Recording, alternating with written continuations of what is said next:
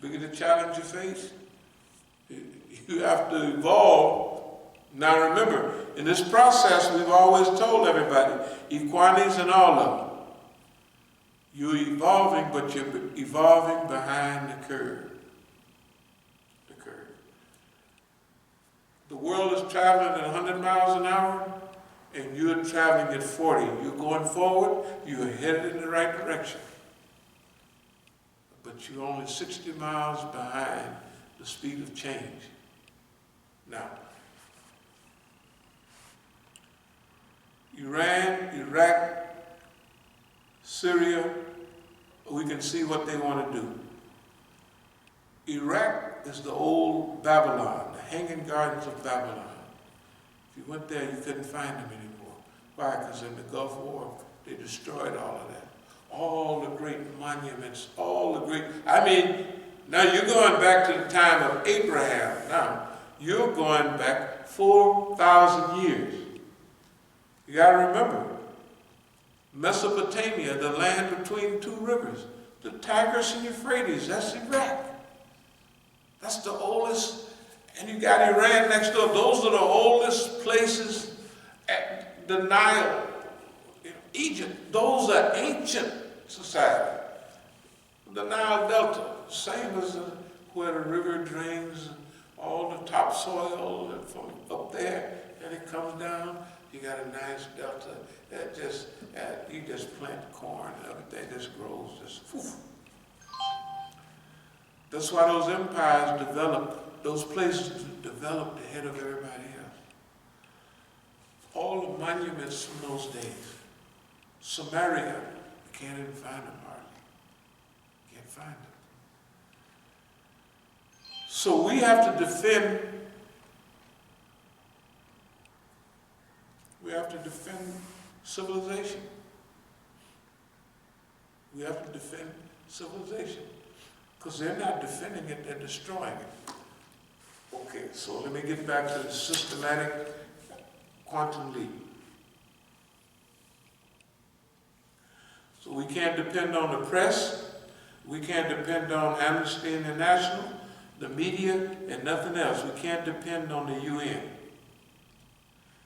The Islamic Liberation Army, as we said, should deal with Yemen first.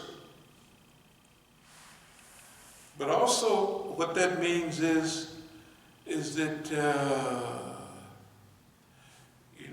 when we talked about 20 million, 25 and 30 million people going each year to Najaf and Karbala. Well, just remember, at the funeral of Soleimani, it was more people than that. There's 5 million people, 7 million people in Tehran, 5 million in this city, 5 million. That showed us and the world that the Shia community is ready. The leaders don't know it. And in order to reach a goal, you have to overcome certain challenges and obstacles.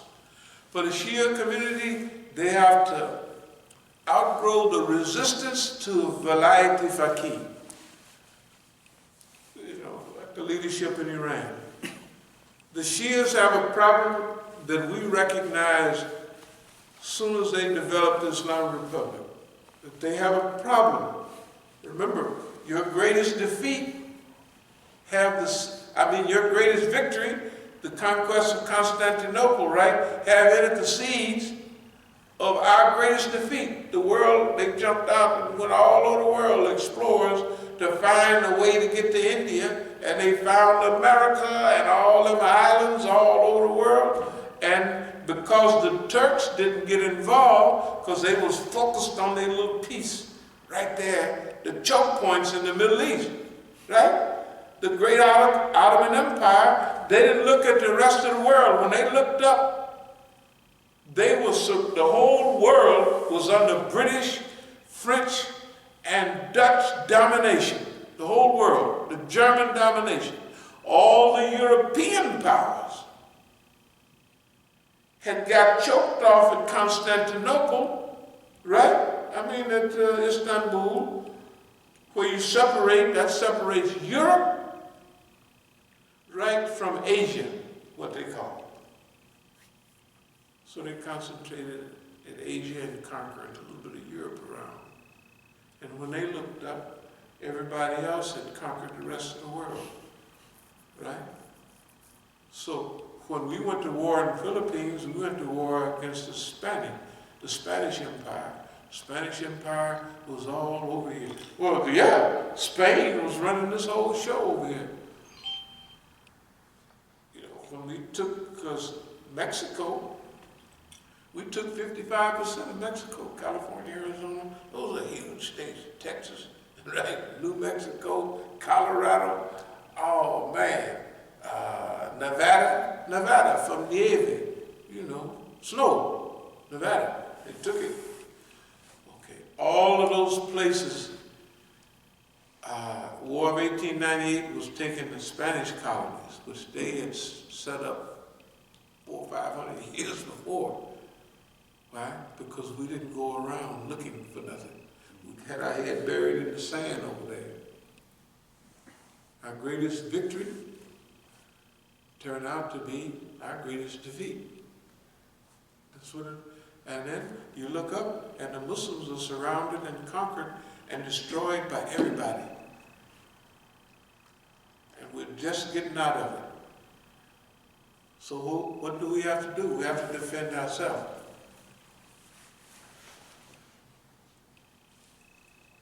In Shiism, they have now, to protect itself, they had the system of marjiyat. Marjiyat is a marja, a big leader. And say around the world, they have 4 or 5, 6, I don't know how many, but several big marjas. Today, they still have them. Sistani is a marja, that right there. He has huge sway. They have a problem they have to solve. What do you do? Now, we've been up on this, now you think we Negroes, but we've been up on this, and this is the first time you're hearing it from anybody. But the problem of marjiyat. What do you do with marjiyat when you have an Islamic state like Iran? And the leader of the Islamic State does not have as much authority in some places around the world as the marja has in his own. Is that marja going to give allegiance to? In the early years, nobody did. In the early years, the Pakistanis didn't have no allegiance to. Afghanis didn't have no allegiance to the Islamic State. We did, the Negroes in America. The Sunnis supported because we all knew, hey, this is the Khalifa back. We already, that's why in the early years, Dr. Khalid Siddiqui, all the supporters of the Islamic Republic in the old days were Sunnis. Why? Because in Najaf and Karbala, when Imam was there, they had his book on Islamic government listed in a set of books called Kutub ad-Dalala, misguided books. Kutub ad-Dalala. None of the big marjas followed him or was along with him.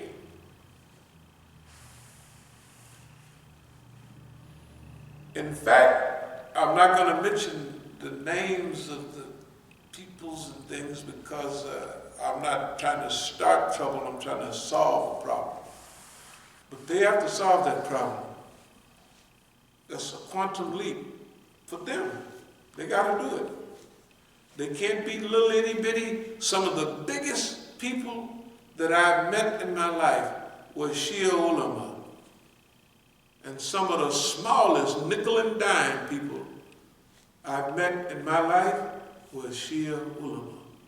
Little itty bitty. Not only my sect, but my subsect, and my subsect down to they clique.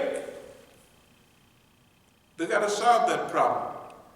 They have to solve that problem because the world is dependent on them to lead them, And at one time in history, everybody comes to the crunch. This is the crunch period in history.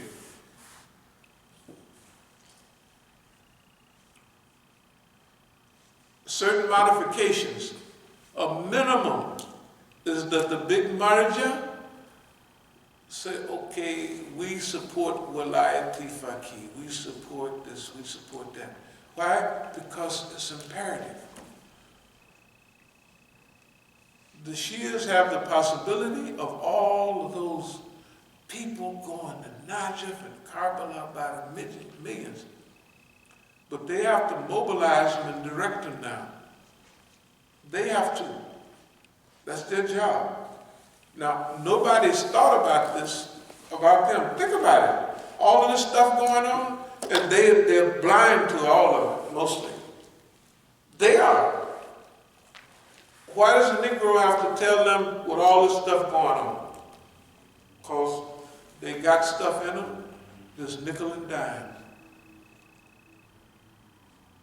And either you can keep your nickel and dime and die, or you can unify. Unity has been the key for all people to survive.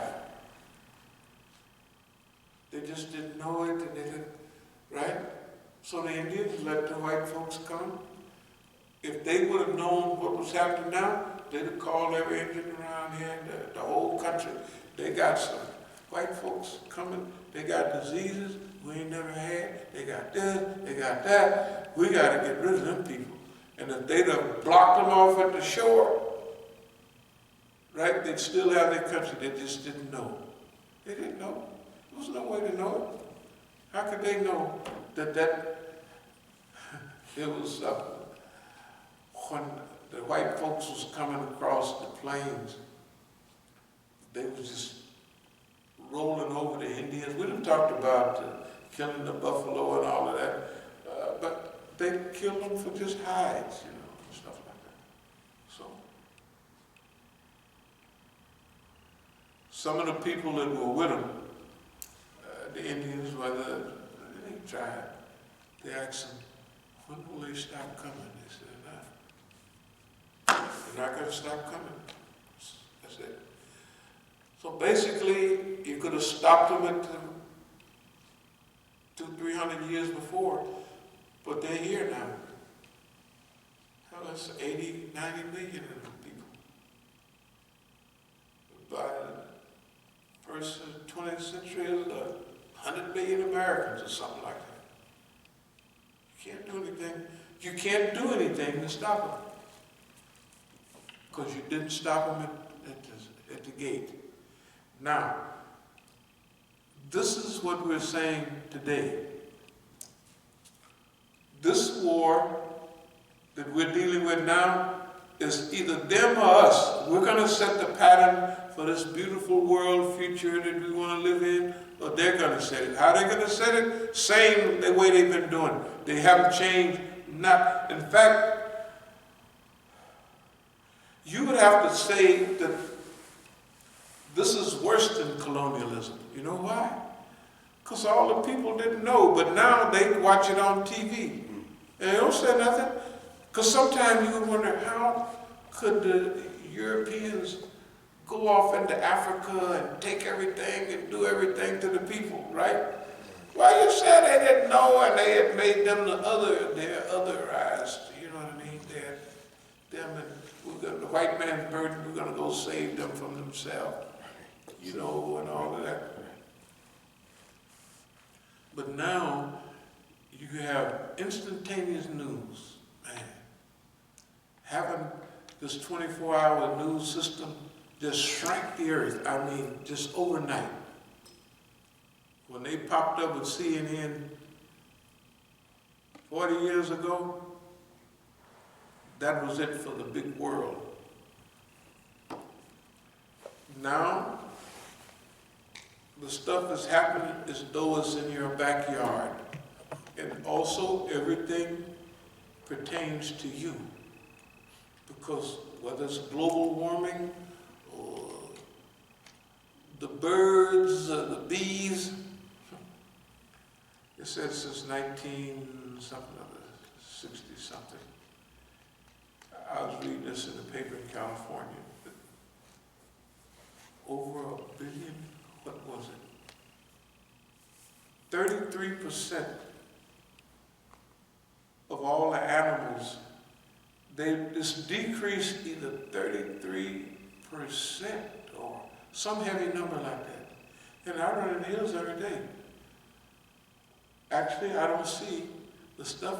There used to be a couple of old owls I'd run, and then sometimes we'd run late, and it's getting that dark, and the old owl sitting up there. You say, that's an old owl. And you almost know the owl because he's been sitting there since the time, beginning of time, almost just looking. And that's what they look like, this old sitting there.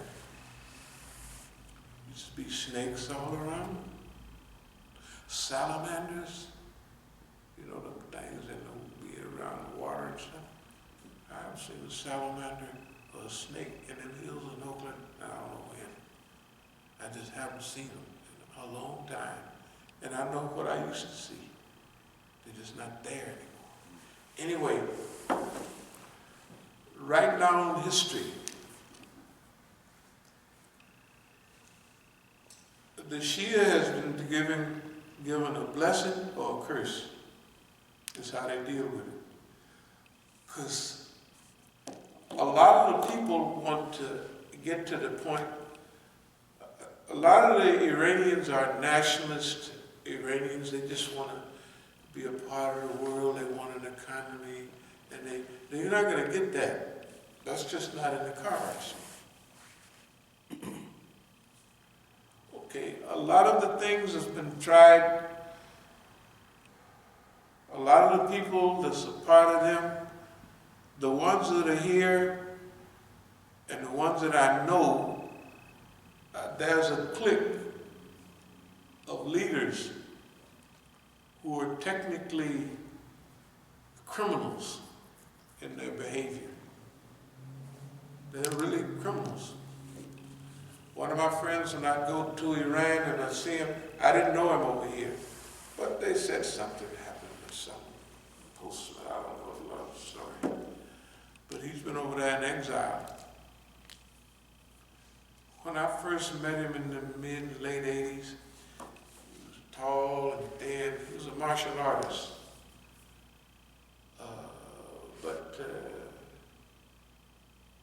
When you're in exile, sometimes the longer you're in exile, the more depressed you get. That's why I was happy that I was in exile, because I didn't come back into America to turn myself in until I liked where I was better than I liked America.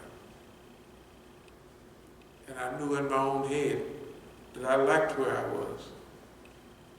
When I went to the county jail, in LA, the first few days, I didn't hang around. You go on the yard, little yards. I would lean, nobody knew what I was doing, but I was leaning toward the people who were speaking Spanish. Right there in jail. Because I was listening to the niggas chitty chitty bang bang, ain't nothing but the crip thing. And I killed this nigga. I said, I just left here a few years ago in the black days. How did, I was mind boggled. How could they be talking about killing niggas, right, in a few years? That's what they was talking about. Gangs, And the government gave, it was all, you could read in LA Sentinel, all the newspapers knew, the black people knew that the white people was giving us, almost giving us guns to kill each other. Because in the black days, you don't want all them gangs joining the Black Panthers and everything, because they shoot. It's all right to have 10 or 15 people, but if you got hundreds of people in a city, and then thousands, because there's 2 gang cities in the U.S. There are many gang cities, but especially LA, it's always been a gang city. In Chicago, they gang cities. That's what they're about. They gang cities. That's what they're about. Okay? there's a few surprises going to happen here. Like they thought, well, we'll surround old Musa, we'll do this to that to them, and we'll keep his mind in Oakland. Bullcrap, I'll go to Oakland when I get ready. Like I said, we've already outgrown base areas. Remember, as far as we're concerned, Oakland is a base area. We can walk away from it anytime we want. Why? Because the winning the war is more important than the base area. So I'll go back to Oakland when I get ready. In fact, I'm going to put a charge on them. The way you've been treating me is you want me to win in Oakland. Well, I didn't even gave me everything I need. But if you want to do business with me, you come and sit down and pull out a piece of paper. I know they lied to you, but at least they got to say, this is what we would like for you to do. And then I could say, this is what I would like for y'all to do. They don't like doing that because they said, we ain't never sat around with no nigga. Well, you might have to wait. You remember the delay? We got them in a panic. They ain't got us in a panic. They got crackpots calling and saying the dumbest thing. They don't make sense. They don't mean nothing. Why? Because they're in a panic. They the ones panicking. Right? They the ones, you can tell, they panic. The stuff they saying is ridiculous. That's why we know where we are. But we got to help our brothers. See, our mission, we talked about it the other way. Why get to go here, get to go there, get to learn all of these people in Latin America. You think you're in Latin America to send cocaine up here, but you do. It's good.